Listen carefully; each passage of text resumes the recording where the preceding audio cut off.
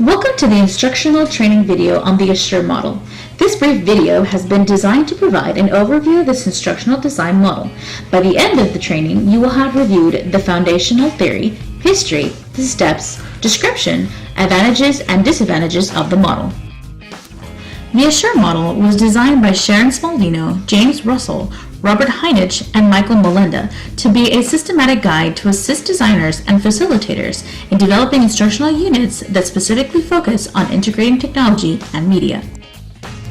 Since learning is such a complex process, theorists have produced many theories such as behaviorism, cognitivism, and constructivism.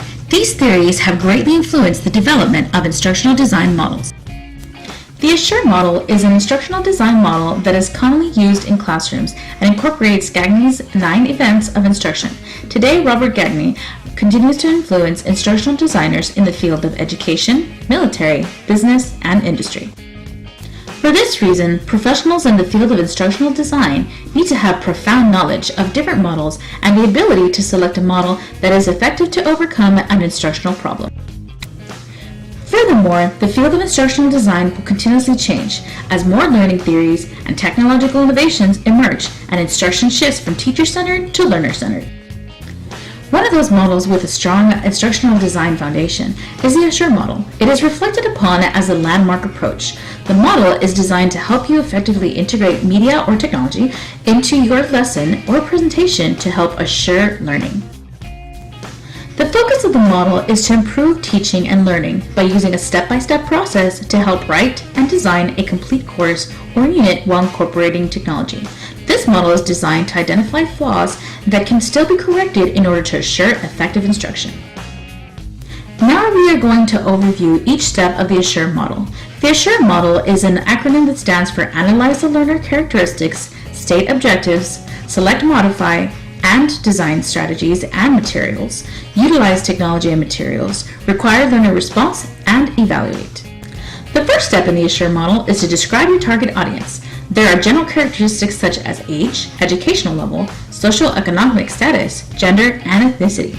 There are also more specific characteristics, prior knowledge, skills related to the topic, attitudes toward the topic, and preferred learning styles. Objectives are stated to explain what the learner will do as a result of the instruction. Consider using the ABCDs. For audience, begin with the intended audience. For behavior, explain the behavior that will be demonstrated as a result of your instruction. The C and D of the ABCDs are as follows. For conditions, under what conditions will the behavior be observed? Where will it take place? For degree, the degree of proficiency needs to be decided upon before allowing the learner to complete the instruction. To close the performance gap, the designer needs to select, modify, or design materials for the instruction. Designers need to consider both the instructional strategies and technology, media, and materials necessary to complete the unit.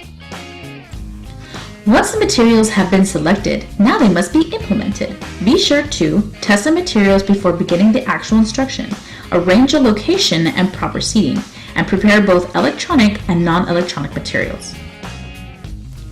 To gauge what learners have gained from the instruction, they must use the materials.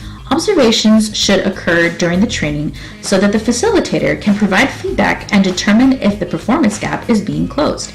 Engaging with the materials will ensure that the learners gain more knowledge and have a positive experience. After the instruction has been delivered, the designer should evaluate if the process was successful in closing the performance gap. If a gap still exists, then the designer needs to evaluate the unit and conduct revisions. Then, once revisions are made, the lesson should be implemented again if deemed appropriate. The Assure model, like any design, has its strengths and weaknesses. Although the Assure model was not designed for classroom purposes, many of the advantages and disadvantages relate to the field of education. The advantages include step-by-step instructions for instructors to see the pros and cons of the lesson, provided lesson planning foundation with opportunities for creativity, and computer software and external resources can be utilized for various purposes.